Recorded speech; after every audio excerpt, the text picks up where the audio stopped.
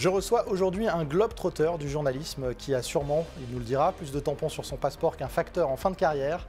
De New York à Pékin, en passant par les rédactions de France 2 et France 3, il a fait le tour du monde de l'information avant d'atterrir aux commandes du sport de France Télévisions. Et pourtant, et c'est une qualité, je vais lui dire, il reste aussi discret qu'un commentateur de curling en pleine action. Aujourd'hui, nous allons explorer un parcours fascinant, du scoop à la sueur, en passant par les Jeux Olympiques de Paris 2024 sur France Télévisions, mais surtout des ambitions de la chaîne publique dans le sport. Nous recevons un homme de l'ombre qui mérite la lumière, Pascal Golomer, directeur délégué au sport de France Télévisions.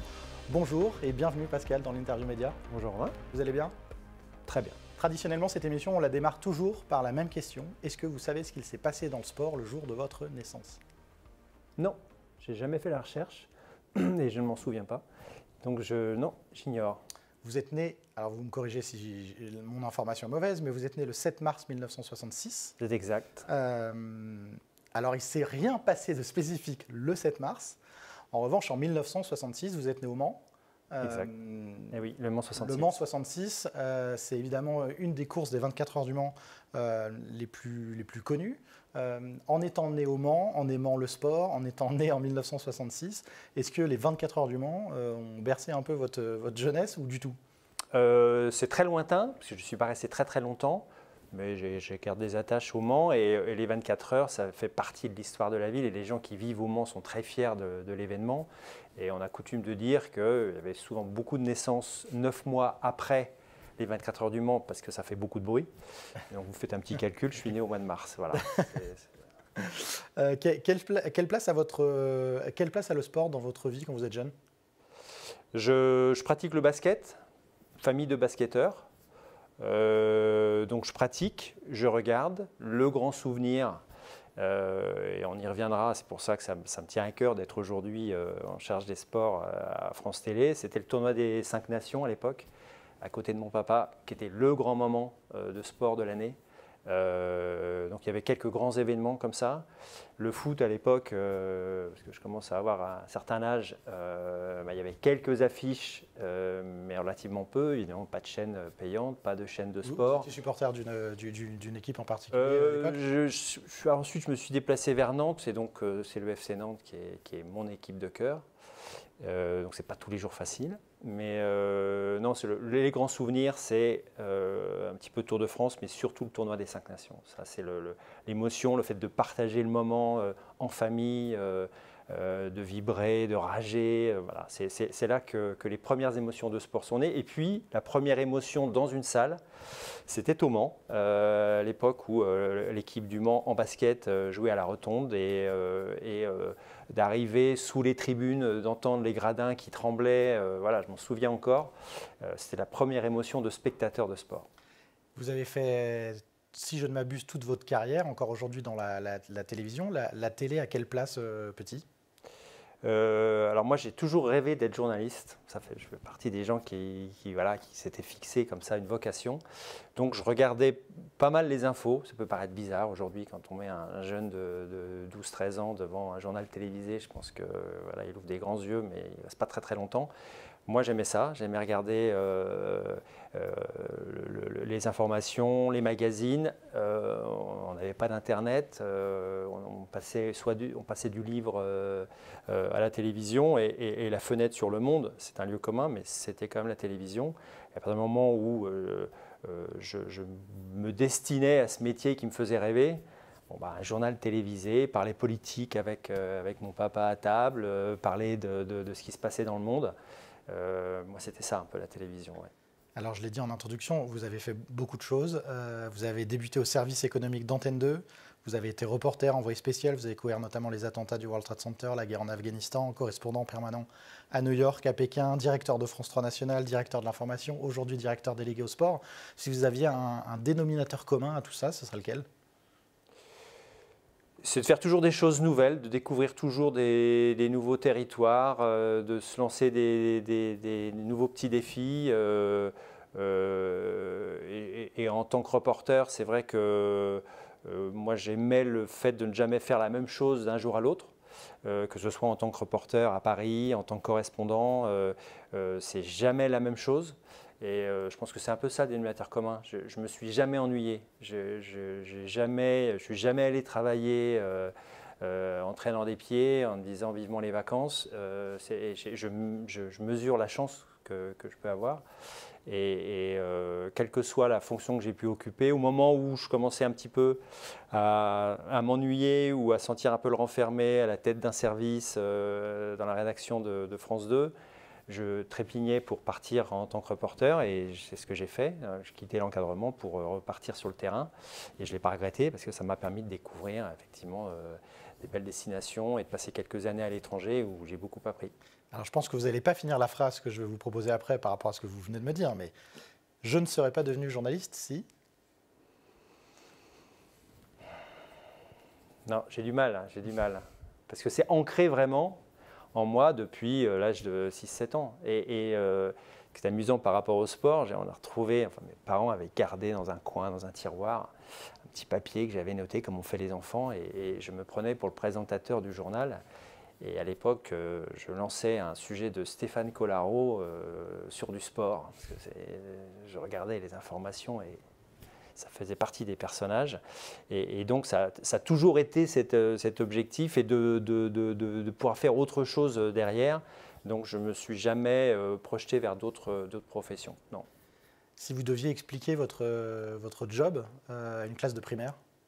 Ça m'arrive très souvent, et à des collégiens, on en reçoit beaucoup. Moi, je leur dis, si vous êtes curieux, si vous aimez les gens, si vous n'avez pas peur de vous mettre parfois un peu en danger, et si vous avez foi dans vos qualités, allez-y. En tout cas, si vous aimez encore une fois faire des choses nouvelles tous les jours, il faut y aller. Mais il ne faut pas avoir peur de se mettre un petit peu en danger aussi, et de ne pas avoir peur d'avoir le stress. Voilà, on n'est pas toujours dans le confort, mais on est récompensé en retour. Donc je l'ai dit, maintenant vous êtes depuis plusieurs années directeur délégué au sport de France Télévisions. En 2 mots, ou 3, ou 4, si vous pouvez nous expliquer en quoi consistent vos missions au sein de France Télévisions. C'est très simple, la direction des sports, c'est une centaine de personnes, et avec une rédaction qui existe depuis très longtemps pour produire des émissions et pour produire les événements. On est une soixantaine de journalistes aujourd'hui. Et au sein de la direction des sports, il y a une partie production qui est très importante pour les événements, il y a une partie éditoriale, et moi je suis en charge de toute la partie éditoriale, la direction de la rédaction, qu'elle soit linéaire, télé ou numérique, et puis les choix éditoriaux qui peuvent être faits sur des grands événements, les choix des commentateurs, des consultants, tout ce qu'on va construire autour de l'événement, les histoires qu'on va raconter autour de l'événement, la manière dont on va produire le direct. C'est un travail d'équipe évidemment avec les équipes de production, mais moi je suis en charge de toute cette partie éditoriale auprès de Laurent-Éric Lelay, le directeur des sports. Et puis autour de nous, on a donc un directeur de la production, une directrice de la programmation sur les antennes de France Télé, qui n'est pas une mince affaire, parce que nous ne sommes pas des chaînes de sport, donc il faut que le sport trouve sa place sur des chaînes généralistes. Et puis une personne directrice aussi, déléguée, qui s'occupe de toute la partie des droits, qui est essentielle évidemment, puisque si nous n'avons pas de droits, nous n'avons pas de sport à la télé. Vous avez un regard, une discussion notamment sur les acquisitions de France Télévisions, ne serait-ce que parce que derrière, toute votre rédaction va créer des reportages, des magazines, chercher des profils intéressants ou pas? Oui, c'est un travail d'équipe parce que pour acquérir des droits, on doit présenter notre dossier et convaincre qu'on a la meilleure offre. Ce n'est pas seulement une affaire d'argent, c'est aussi une affaire d'offre éditoriale, de ce qu'on peut proposer autour du direct. Et donc là, nous, on a un vrai rôle à jouer, à la fois parce qu'on a une expertise, on a des incarnations qui peuvent être fortes et qui vont mettre l'événement en valeur. Et puis, on a aussi des idées de formats qui peuvent accompagner le direct. C'est une chose de diffuser, de commenter un match de foot, un match de rugby, un match de basket. C'en est une autre que de construire autour de cet événement en direct tout un petit environnement qui va donner envie au public de regarder le direct, justement. Et c'est la chance qu'on a, nous, à France Télé, c'est d'avoir des espaces pour du direct et aussi des espaces pour produire des émissions qui vont mettre en valeur ces événements. Alors un événement évidemment planétaire qui a eu lieu en 2024 et dont France Télévisions a été le diffuseur exclusif en France sont bien sûr les Jeux Olympiques et Jeux Paralympiques de Paris 2024. Je vais donner quelques chiffres officiels parce que ça donne un peu le tournis et vous nous expliquerez un peu entre ce que vous attendiez avant les Jeux et ce qui s'est finalement passé. Donc vous avez France 2 et France 3 entièrement dédiés aux Jeux Olympiques, près de 50 heures de diffusion par jour sur les chaînes principales, 46 équipes de tournage, 50 commentateurs, 60 consultants, l'émission Télématin consacrée aux JO, le talk show Quel jeu en soirée sur France Télévisions. Grâce aux JO, France Télévisions est passée devant TF1 pour la première fois depuis la privatisation en 87. Vous retenez quoi en première image de ce grand succès pour éditorial, programmation, audience, enfin, tout a été, je pense en tout cas, réussi par la chaîne publique. Moi, l'image que je garde, c'est lorsque les Jeux se terminent, non pas le soulagement, mais la fierté des équipes qui étaient en régie parmi nous, parce qu'on s'est mis beaucoup de pression pour ces Jeux. La direction de France Télévisions aussi attendait beaucoup des Jeux Olympiques et Paralympiques. Donc c'était une tension assez forte dans les mois qui ont précédé et pendant les Jeux. Quand on a vu la manière dont ça s'est déroulé, on s'est dit bon, on a plutôt fait du bon boulot et ça se ressentait dans les régies de réalisation où, sans faire de triomphalisme, on s'est dit on a fait le job, comme on dit, et on se disait que si le public était au rendez-vous, et pas seulement en termes quantitatifs, mais aussi qualitatifs, France Télévisions, c'est une grosse maison historique, très regardée, donc critiquée.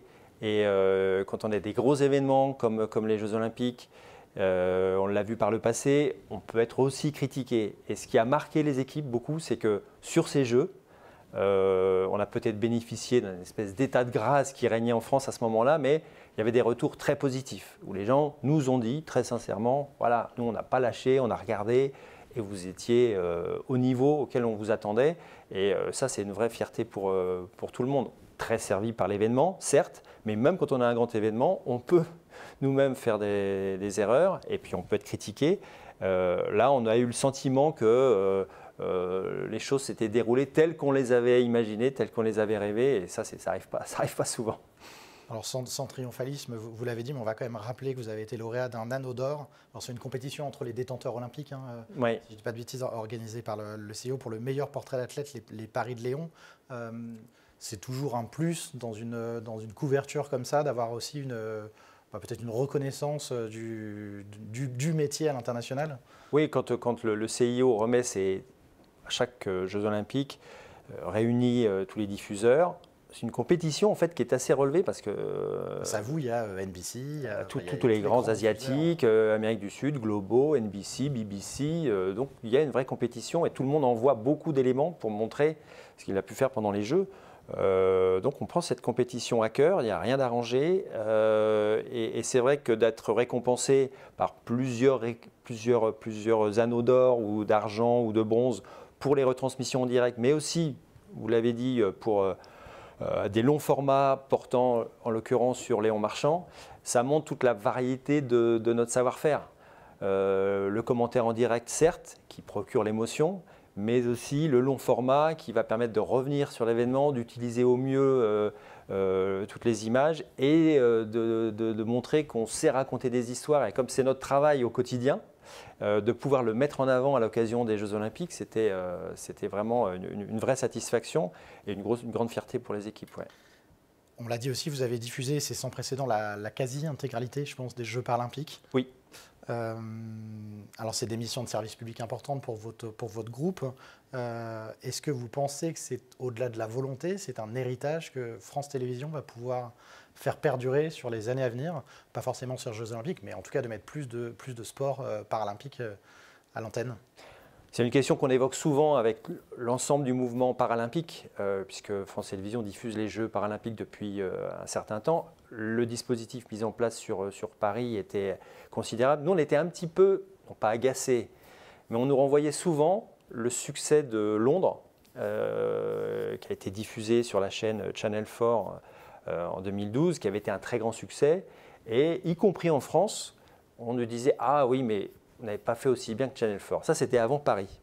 Et on s'est dit, quand on a retransmis les Jeux paralympiques et que ça s'est très bien déroulé, on s'est dit entre nous, bon, maintenant, on ne nous parlera plus de Channel 4. Pour autant, il y a un vrai défi, c'est de continuer à faire vivre effectivement les Jeux para. Et c'est difficile parce que les compétitions paralympiques ne drainent pas un public énorme. Le modèle économique des épreuves paralympiques n'est pas le même qu'un certain nombre de sports olympiques. Et on ne peut pas simplement décider de diffuser un événement paralympique sur France 2, sur France 3, sans se soucier de la qualité de la retransmission. Le sport, à la télé, c'est un spectacle. Il faut que le spectacle soit de qualité, qu'il y ait des moyens qui soient mis pour que la retransmission attire le public le plus large et que ça ne se retourne pas contre l'événement en fait.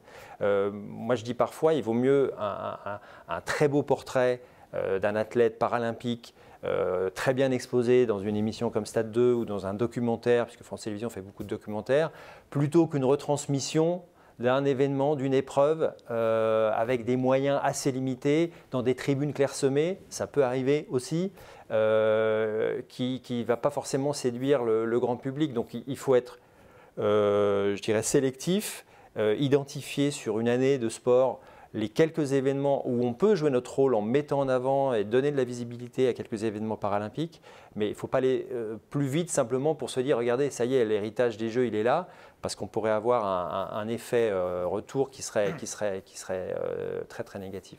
Ça a été aussi une grande réussite sur le numérique, 300 heures de couverture en direct sur la chaîne numérique. Est-ce que du coup ça vous donne aussi des idées sur l'évolution du traitement du sport sur le numérique?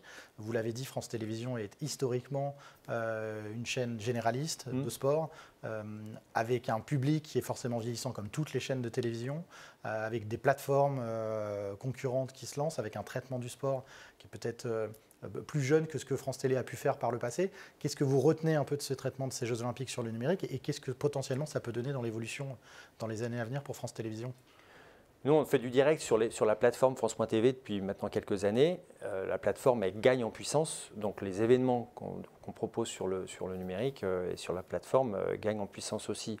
On a une ligne qui consiste à proposer des événements qui sont soit en complémentarité de l'antenne, parce que France 2 ou France 3 ne peut pas diffuser l'intégralité parfois d'une épreuve dont on a les droits. C'est le cas pour le patinage, par exemple. On va diffuser quelques créneaux, alors qu'on a l'intégralité de la compétition dans le catalogue. Avec la plateforme, on peut proposer au public fan de patinage l'intégralité. Donc on rend un service à un public fan d'une discipline. Ce qu'on arrive à faire aussi, c'est de proposer sur certains sports qui ne peuvent pas trouver place sur une chaîne généraliste, une retransmission et on l'a fait depuis quelques années, on va continuer de le faire et on trouve une vraie complémentarité entre des chaînes qui vont s'adresser au très large public et une plateforme qui va aller chercher des communautés de sport qui sont actives. Après, il faut que l'information circule. C'est le défi pour une plateforme, même qui a quelques années d'existence, c'est que l'ensemble des fans de tel ou tel sport sachent que leur épreuve est proposée sur la plateforme. Donc c'est là où on doit faire l'effort. Les Jeux nous ont servi pour ça. Quand vous avez 2 chaînes en continu, plus une chaîne sur le numérique pendant les Jeux Olympiques, d'expliquer au public sur quelle chaîne, sur quelle plateforme, quel support il va trouver son épreuve préférée, c'est le fameux faire savoir qui est parfois aussi important que le savoir-faire. Et on a encore du boulot en la matière pour qu'on gagne encore en puissance effectivement sur la plateforme. Et on en sait quelque chose sur le sport en France. Ma question, elle portait plus précisément sur, alors elle s'adresse au directeur éditorial de vos équipes, le traitement éditorial de magazines ou de sujets que vous allez pouvoir faire entre Stade 2, qui vise un public peut-être d'une moyenne d'âge de 60 ans, et en même temps le besoin pour France Télévisions, comme tous les médias, d'aller attirer des nouveaux publics, et le traitement que vous allez peut-être pouvoir faire d'un même événement sur le digital. Est-ce qu'aujourd'hui vous avez des équipes qui travaillent séparément? Est-ce que c'est les mêmes journalistes qui interviennent? On a une partie de notre rédaction qui va être dédiée à l'offre numérique, qu'elle soit écrite avec le site d'information France Info, qui est un site important aujourd'hui, et dans l'information sportive qu'on produit, on touche un public très large.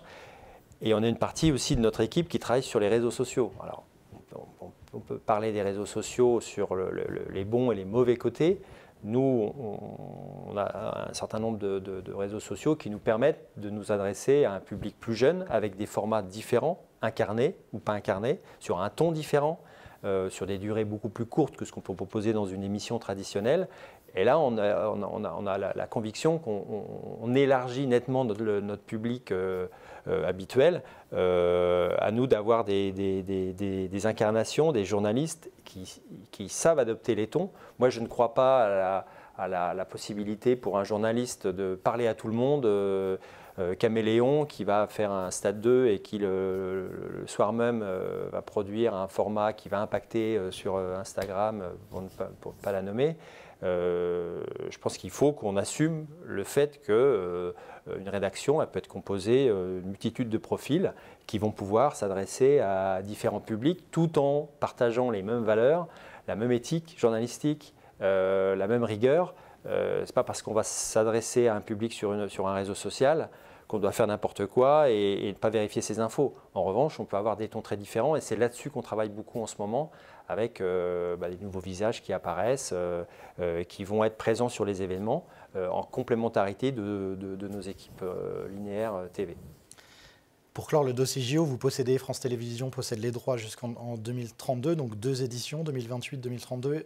En 2026, on retrouve donc les Jeux d'hiver à Milan, à Cortina. Il y a quel traitement prévu par France Télévisions sur ces Jeux Olympiques d'hiver? On est ravis d'avoir des Jeux Olympiques qui vont se dérouler dans le même créneau horaire.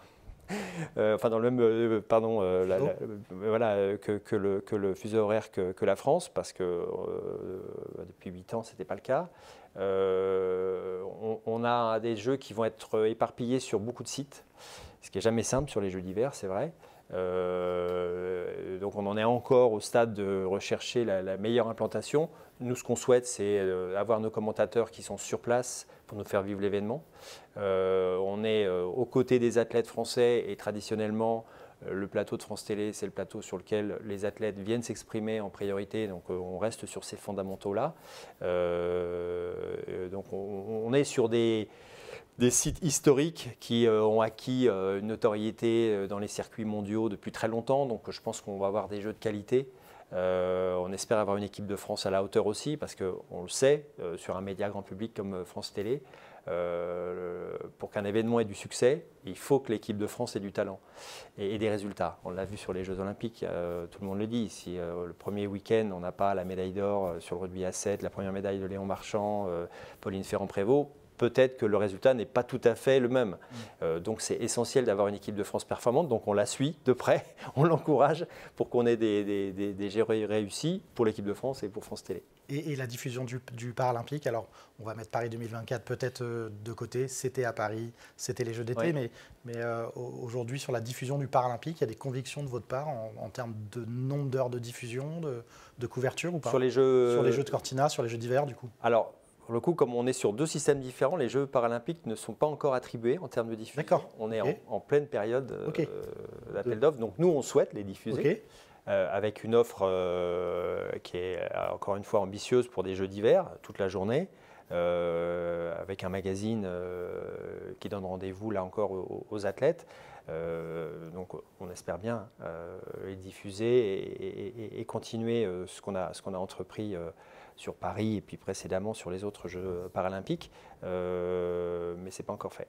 Pour terminer le dossier JO, en 2030, les Jeux reviendront en France pour les Jeux d'hiver. Est-ce qu'il y a des certitudes issues de Paris 2024 vous allez transférer sur 2030? C'est encore un peu tôt, c'est dans 5 ans, mais... Il y a une certitude, c'est que si les Jeux de Paris se sont très bien passés pour France Télé, c'est parce que tout France Télé s'est mobilisé. C'était la volonté de la direction, de notre présidente, et on a vu l'ensemble des services, la direction de l'information que je connais bien, la régie publicitaire qui est un élément important aussi, y compris pour un groupe de services publics, les unités de programme pour produire du documentaire et pour accompagner l'événement en amont. Et donc des Jeux de 2030, ils ne commencent pas hiver 2030, ils commencent bien avant pour que le public se prépare à ces Jeux. On a coutume de dire que pour le public, les Jeux commencent le jour de la cérémonie d'ouverture. Mais si on est capable de lui proposer à ce public des contenus qui font découvrir les membres de l'équipe de France notamment. Alors sans doute pas de la même ampleur que ce qu'on a pu faire sur les Jeux olympiques de Paris, mais c'est important de commencer le travail bien en amont, à travers notamment le relais de la flamme. Le succès du relais de la flamme sur Paris, c'est parce que France Télévisions s'est investi sur ce relais, l'a diffusé en direct et en intégralité sur la plateforme justement France.tv, et on a vu la France qui petit à petit s'emparait des Jeux Olympiques. Je pense que sur 2030, c'est cette leçon-là qu'il faut tirer, c'est ne commençons pas trop tard, imaginons des choses pour que petit à petit le public français s'installe dans l'ambiance Alpes 2030. On va passer maintenant à quelques questions un peu plus personnelles dans la rubrique « Et moi, et moi, et moi ».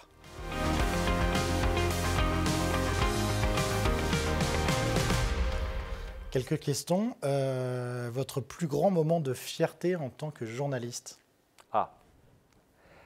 Alors, fierté en tant que journaliste, parce que je reste journaliste tout en étant à la tête d'une rédaction. Journaliste, hein, pas directeur. D'accord, donc j'écarte. Alors, c'est des fiertés de journalistes et de correspondants à l'étranger, je pense, parce que ayant travaillé en Chine pendant 4 ans, et dans des conditions qui ne sont pas toujours faciles quand on est journaliste en Chine, même journaliste étranger, on ne peut pas toujours faire son travail dans les meilleures conditions. Réussir à produire des reportages autour de personnalités qui osaient, qui avaient le courage de prendre la parole pour défendre un certain nombre de causes, quitte à prendre des risques pour leur liberté, et de pouvoir diffuser ces sujets-là. J'avais vraiment le sentiment de faire mon métier, et ça reste des moments forts. Oui. Est-ce que dans votre carrière, vous avez dû improviser à un moment donné totalement à l'antenne? Et si oui, racontez-nous le pire ou le meilleur, c'est à vous de choisir. Oui, alors quand on est reporter sur le terrain, on improvise un certain nombre de fois sur des alors c'est des circonstances assez dramatiques, hein, j'étais au milieu de la campagne au Venezuela. Un avion s'était crashé, il fallait aller sur place. Moi j'étais en poste à New York, on était partis en étant les plus proches. Et l'actualité a ses lois, il faut intervenir en direct dans un journal, et vous ne savez pas, quand on fait de la télé, il faut qu'au moins le signal arrive jusqu'à Paris. Et il y avait un camion de direct qui était là, je ne sais plus de quel pays, qui proposait une liaison, et on s'est installé, et comme on dit, la lumière s'est allumée. Je m'étais occupé de tout, sauf de ce que j'allais dire à l'antenne. Je crois que c'était un journal de 13h ou un journal de 20h, je ne sais plus, un journal de 13h je pense. Et donc là, il faut improviser. Mais quand vous êtes dans une situation comme celle-là, vous la vivez, cette situation, finalement, ce n'est pas ce qui est le plus difficile à faire. Parce que le papier, on le dit avec ses tripes et avec son cœur, et ça s'est plutôt bien passé. Mais oui, c'était de l'improvisation totale. Et c'est ce qu'on aime aussi. Hein. Je pense que quand on aime le métier, on aime ces moments où on se laisse guider par l'événement. Un sujet que vous trouvez sous-traité dans les médias sportifs aujourd'hui? Alors, on peut parler du parasport. On n'a pas trouvé encore la bonne solution. Donc, je pense qu'on a tous du progrès à faire. Et quand je dis tous, c'est y compris le mouvement parasportif. Il faut qu'on trouve des options.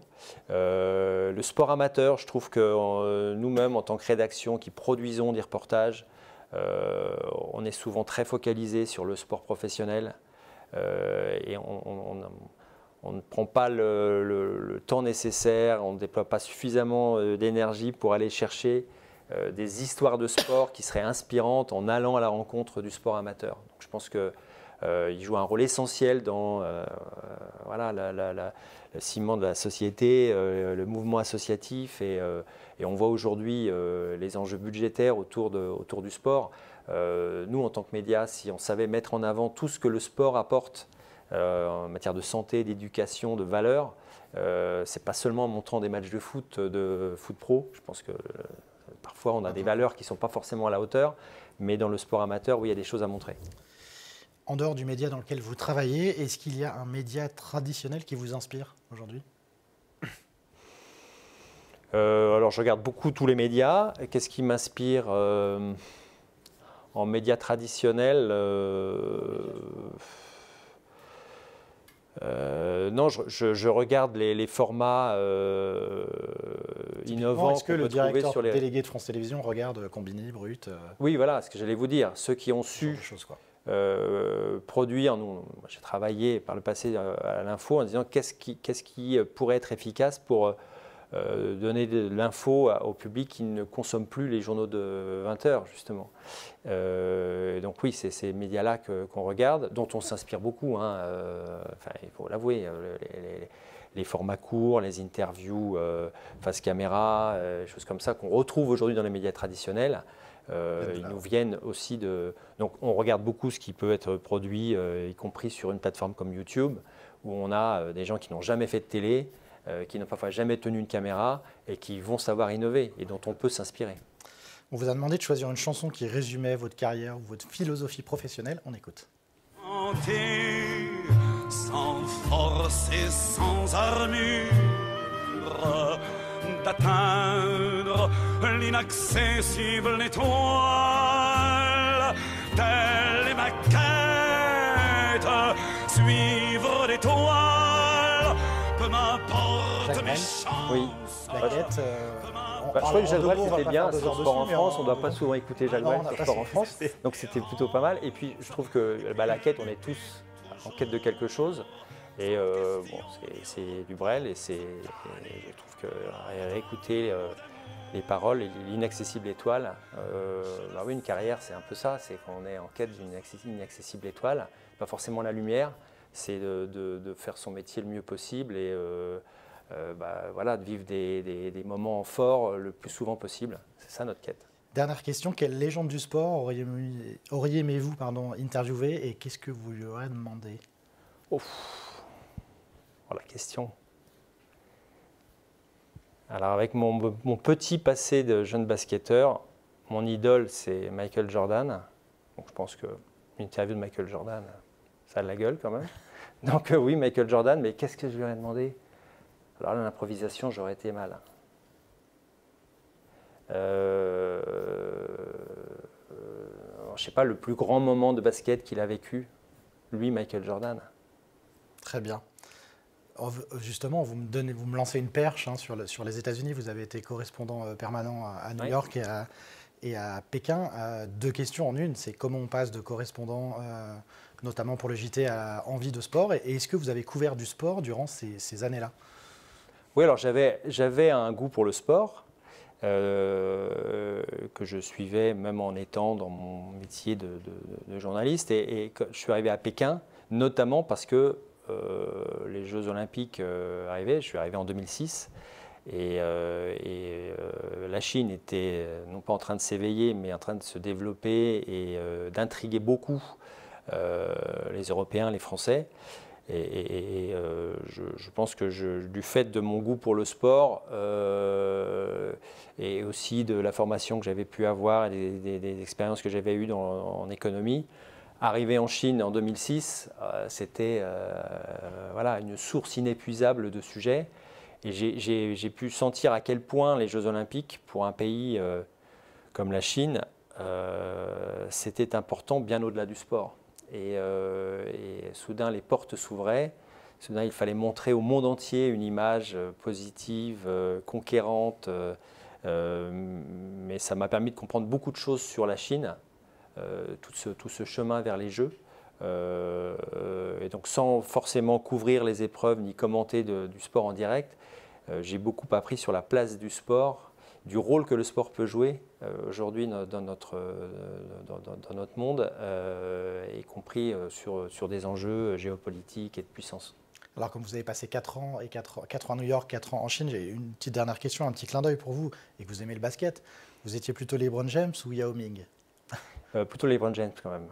Ouais. Mais Yao Ming, c'est étonnant comment un pays décide que tel joueur, parce qu'on va arranger un mariage, peut devenir un très grand joueur, au sens propre comme au sens figuré. Mais cette volonté politique de créer une élite sportive, ça n'a pas existé qu'en Chine, mais c'est assez fascinant. Très fort à ce moment-là. Ouais. On va revenir sur France Télévisions. 2 magazines un peu iconiques dans le sport, Tout le Sport et Stade 2, avec une nouvelle version de Tout le Sport cette année et le retour de la Ligue 1. En 2 mots, est-ce que vous pouvez nous expliquer un peu qu'est-ce qu'était Tout le Sport et ce que vous voulez en faire dans cette nouvelle formule? Tout le Sport, c'est une émission qui existe depuis très longtemps, qui est un rendez-vous quotidien pour proposer au public toutes les images de sport, qui n'a pas forcément accès aux chaînes payantes. Et grâce au droit à l'information, nous, on peut proposer la Ligue des Champions, le tournoi de l'Australian Open, parce qu'on peut proposer quelques secondes d'images. Il fallait aussi moderniser cette émission, que ce ne soit pas simplement un journal des sports, qui a un petit ton, qui est des choix, des partis pris. On l'a fait notamment avec la venue d'Olivia Leray l'année dernière, qui a amené sa personnalité et son originalité. Et puis depuis le début de la saison, un magazine Ligue 1, à travers un contrat qu'on a signé avec la Ligue de football. Pour 5 ans, c'est ça? Oui, parce que le football, c'est le sport numéro 1. Et que la Ligue 1 n'a pas forcément autant de visibilité qu'elle le souhaiterait, qu'elle le mérite peut-être. Et donc nous, on peut proposer en quelques minutes une petite photographie de la situation de la Ligue 1 et puis aussi aller dans les clubs qui nous accueillent volontiers pour des interviews, des petits instantanés. Et je pense que c'est une offre complémentaire de tout ce qui peut être proposé en matière de direct. Et ça nous permet aussi de toucher un public sans doute un petit peu différent, plus jeune. On sait que pour une chaîne comme France 3 ou comme France 2, un match de football, on le voit sur la Coupe de France qu'on a la chance de diffuser, on rajeunit notre public considérablement, donc c'est important. Que ce soit dans le traitement du sport, dans Tout le Sport ou Stade 2 ou ailleurs, est-ce que vous imposez des quotas aux journalistes de traitement de sport féminin, de parasport, des quotas dans la réflexion de l'approche éditoriale des sujets? Vous parliez du sport amateur tout à l'heure. Ouais. Alors, imposer est un bien grand mot, mais en tout cas, est-ce que... Non, alors la question vient souvent et le débat sur le sport féminin ou sur le parasport nous amène à poser la question, est-ce qu'on lui donne suffisamment de place? En fait, si vous assistez à la conférence de rédaction de Stade 2, la question ne se pose plus. Et on est plus à chercher les histoires qui vont être inspirantes, exemplaires, des personnages qui soient sportifs, qui sont dans l'actualité. Mais on n'est jamais à se dire, bon, est-ce qu'on a coché la case ou pas? On pourrait même se dire que des histoires d'athlètes paralympiques, on en a beaucoup et on est parfois obligé de trouver un certain équilibre parce qu'il y a des parcours de vie tellement incroyables que pour un journaliste passionné de sport et qui aime son métier de reporter, il a envie d'y aller. Mais on a aussi l'actualité sportive qu'on est amené à traiter, le sport professionnel, le public a envie aussi de savoir ce qui se passe. Donc on essaie de trouver un juste équilibre. Mais on ne se dit pas, mince, on n'a pas notre sujet sport féminin. Alors c'est vrai que parfois l'actualité est plutôt sport masculin que sport féminin. On peut avoir un déséquilibre sur certaines semaines. Mais nous, ce qu'on souhaite, c'est pas forcément le cas. Et ça, c'est un sujet. En termes de personnalité forte, à très forte notoriété, on a aujourd'hui plus de sportifs que de sportives. Pour autant, nous, on ne s'intéresse pas qu'au numéro 1 ou au top athlète, on va aller chercher avant tout des personnalités qui ont des choses à nous raconter. On invite un sportif ou une sportive chaque semaine dans Stade 2 et on ne se dit pas, on essaie de trouver l'équilibre et on regarde au fur et à mesure quand même, mais on n'est pas dans une idée de quota, pas du tout. Justement, pour parler de Stade 2 qui a fêté ses 50 ans aujourd'hui, je pense que c'est aujourd'hui sûrement la plus vieille émission, en tout cas sportive du PAF. Comment on réinvente une émission après 50 ans ? Les équipes, elles évoluent, on se pose toujours des questions, on arrive à y amener quelques tons nouveaux. On connaît notre ADN, c'est le reportage, l'image, au plus près des athlètes, lorsqu'ils veulent bien ouvrir leurs portes, sans oublier l'actualité, et qu'il se passe quelque chose en plateau aussi. On n'oublie pas la tradition de la grande table de Stade 2, elle existe toujours, alors elle a changé de forme aujourd'hui. Mais c'est ce mix qu'il faut réussir à trouver, qui n'est pas simple. C'est ni un talk, On ne se lance pas des propos plus ou moins polémiques à la figure, mais il faut qu'on s'y sente bien. On invite le public à nous retrouver pendant 1 heure pour parler de sport, pour peut-être découvrir un athlète qu'il ne connaissait pas, qui va passer 1 heure avec nous. Et puis pour lui proposer aussi du reportage qui va faire rêver. On va regarder un extrait, parce que vous diffusez beaucoup de grands formats et de magazines longs dans Stade 2. Ça s'appelle La Corvée des Olympiens et on revient juste après. D'accord.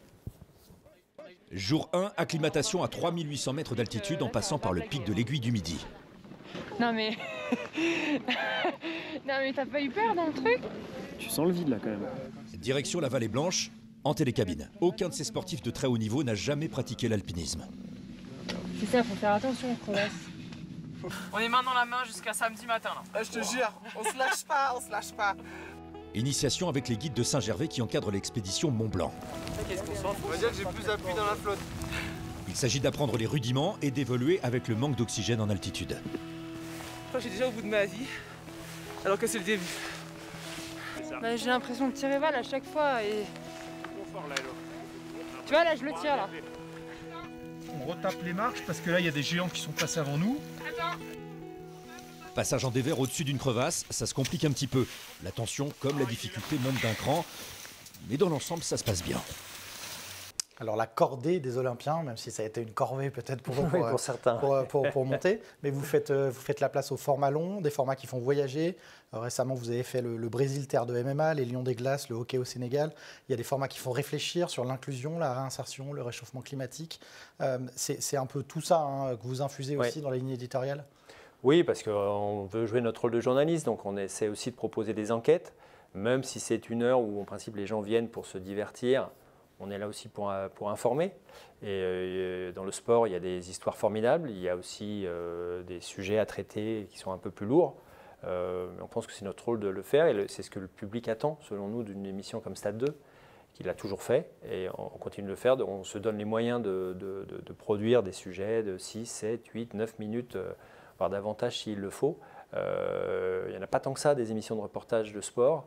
Oui, il y a des longs formats, il y a des documentaires. Les plateformes nous ont amené des documentaires événements, mais tout le monde n'est pas forcément sur les plateformes. Et puis le documentaire, c'est un genre assez exigeant quand même pour s'installer pour 52 minutes, 90 minutes. Nous, on a une émission à 1 heure de très grande écoute. On a quelqu'un qui a peut-être regardé un journal de 20 heures ou un autre programme sur une autre chaîne et puis qui va arriver sur Stade 2. Et il faut qu'on sache le convaincre de rester avec nous avec de belles histoires et qui aient du fond et qui peuvent faire réfléchir, mais qui peuvent faire voyager et faire rêver. Il y a une question importante que je pense tous les détenteurs de droits se posent et tous les diffuseurs. C'est comment on traite la question du dopage, notamment quand elle tombe dans une compétition qu'on diffuse. Et par le passé, il y en a eu sur le Tour de France, des compétitions que France Télévisions avait diffusées. Comment vous abordez ces questions avec votre rédaction ? Comme on a eu des précédents, les choses sont assez claires. Moi, j'assume tout à fait la diffusion d'un sujet sur le dopage. À partir du moment où on a tous les éléments, on ne sera pas sur du conditionnel et des rumeurs simplement pour attirer le public. S'il se passe des choses dans une fédération en matière de harcèlement moral, d'emprise, s'il se passe des cas de dopage dans tel ou tel sport, on doit travailler dessus. On a fait il n'y a vraiment pas longtemps un sujet assez long pour décrypter, expliquer ce qui se passe en termes de dopage par contamination. On pense qu'on est dans notre rôle. S'il y a des cas de dopage, des performances assez suspects dans certains sports, on travaille dessus, on enquête dessus et on ne se privera pas de sortir le sujet. Non pas parce qu'on veut faire du sensationnalisme, mais parce qu'on a des éléments et c'est à nous de l'expliquer ensuite à telle fédération, à tel organisateur et de ne pas scier évidemment la branche sur laquelle on est assis. Mais de faire notre métier de journaliste. Alors c'est vrai que c'est un équilibre qui n'est pas forcément facile à faire. En tout cas, on n'est pas du tout dans la logique. On diffuse le sport, donc on ne parle que de ce qui va bien. Et c'est vrai aussi dans le commentaire. C'est un peu une marque de fabrique. Si l'équipe joue mal, on va le dire. Ce n'est pas parce qu'on diffuse le match qu'on doit systématiquement dire que c'est un match formidable. Une dernière partie très rapide sur les droits. Alors, vous n'êtes pas directeur des droits, mais on a compris que vous intervenez beaucoup aussi dessus. Vous avez quel regard aujourd'hui dans un paysage audiovisuel compliqué où beaucoup de sports changent? Il y a des plateformes privées. France Télévisions est historiquement sur des grands événements comme Roland-Garros, comme le Tour de France, comme le tournoi Destination, masculin et féminin. Comment vous choisissez d'aller sur telle ou telle compétition en dehors du prix? Et le prix est sûrement un argument aussi important. Oui. Un groupe comme France Télévisions s'adresse à un public très large. Donc, si nous investissons sur une compétition, c'est parce qu'on a la conviction que cette compétition, elle peut rassembler le plus grand nombre. Et le sport, pour France Télévisions, c'est le bon vecteur pour rassembler devant la télé toutes les générations. Ce n'est pas le cas de tous les programmes de France Télé. On assume le fait qu'on peut s'adresser à une génération plus jeune, à des gens plus âgés par moment. Le sport, lui, il a vocation à rassembler. Donc le choix, il va se porter sur des très grands événements. C'est ce qu'on propose depuis très longtemps et c'est pour ça qu'on y est très attaché. Parce qu'on va rassembler du monde devant la télé. Si on a un petit gamin qui est assis sur le canapé à côté de son papa pour regarder le tournoi Destination, ben voilà, c'est la tradition depuis très longtemps et ça doit perdurer. Mais c'est avant tout ça le choix. Et nous, ce qu'on peut dire à ceux qui vendent les droits, que ce soit des organisateurs, des fédérations, c'est France Télévisions, c'est une visibilité maximum. On voit bien certaines disciplines qui ont fait d'autres choix, qui ont perdu en visibilité, peut-être gagné en argent, mais au bout du compte, quel est le modèle de telle ou telle compétition? C'est d'être visible du plus grand nombre. Donc on pense que ce modèle économique-là, grande visibilité, peut-être pour des prix un peu inférieurs à ce que pourrait proposer une plateforme, ça reste très intéressant pour un organisateur. Alors on va le dire parce que vous avez parlé du tournoi Destination, mais vous diffusez également le tournoi Destination féminine à retrouver au mois de mars et au mois d'avril 2025. Vous le diffusez en intégralité, que ça a été un succès d'audience aussi en 2024, plus de 15 millions de téléspectateurs. En termes d'audience, aujourd'hui, vous avez quel regard sur le sport féminin que vous proposez? Est-ce que vous sentez un frémissement, un intérêt croissant? Alors nous, le fait qu'on diffuse notamment les Jeux Olympiques et un certain nombre de disciplines comme les championnats du monde de natation, championnats d'Europe, athlétisme, où on a hommes et femmes ensemble, donc on a énormément de compétitions mixtes en fait. Donc la problématique se pose moins que pour d'autres qui vont diffuser des championnats de tel ou tel sport collectif. Je le disais, il y a peut-être moins de personnalités très fortes parmi les sportives, mais les compétitions féminines, pour nous, quand on diffuse le patinage, on diffuse... voilà, ce qui compte aussi, c'est les performances des athlètes français. Ça veut dire que vous sous-entendez que vous avez aussi éduqué un peu votre public? Peut-être qu'à travers ces grands événements-là, les gens ne se posent plus la question. Si on a une dramaturgie, si on a du spectacle, si on a des héros et des héroïnes, je pense que le public, il va pas distinguer, mettre d'un côté ce qu'il a envie de regarder et de l'autre, voilà, les femmes sportives, c'est pas fait pour elles. Je pense qu'on n'en est plus là aujourd'hui. Encore faut-il avoir les bons ingrédients. Et nous, on a la chance, à travers les événements qu'on a, Roland-Garros, voilà, si on a un magnifique match féminin, on va le diffuser. Mais encore une fois, c'est pour ça que je vous dis, nous on est derrière nos équipes de France, parce qu'on sait que quand on s'adresse à autant de monde sur une chaîne généraliste, on est un petit peu dépendant des performances des équipes de France et qu'on va privilégier plutôt les athlètes français qu'un match, une épreuve entre deux athlètes internationaux. On va terminer par le Média Express.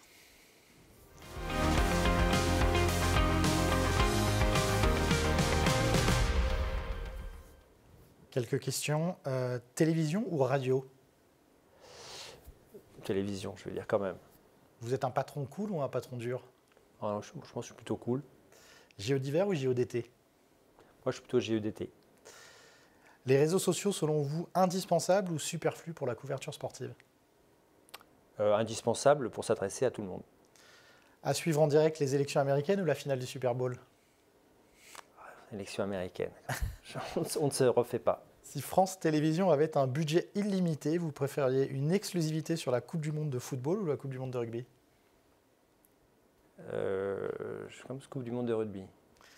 Les droits sont encore à acquérir pour 2027, donc vous reviendrez pour nous dire ce qu'il en est. Teddy Riner ou Martin Fourcade? Teddy Riner. Le moment le plus stressant, un direct qui dérape ou une exclusivité manquée? Le direct qui dérape. Préparation minutieuse ou vous êtes plutôt adaptabilité de dernière minute? J'aime bien préparer. Non, plutôt la première. Oui, oui, oui. Et enfin, si votre bureau à France Télévisions pouvait parler, il dirait quoi sur vous? Mais il rentre jamais chez lui. Vous savez que j'ai enquêté pour faire cette émission. La première chose qu'on m'a dit, c'est un bourreau de travail, il est là tout le temps, je pense qu'il habite à France Télévisions. Voilà.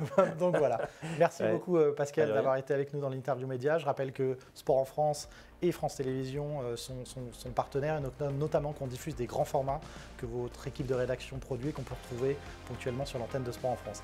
Merci à tous d'avoir été dans l'interview média, on se retrouve un peu plus tard. Salut.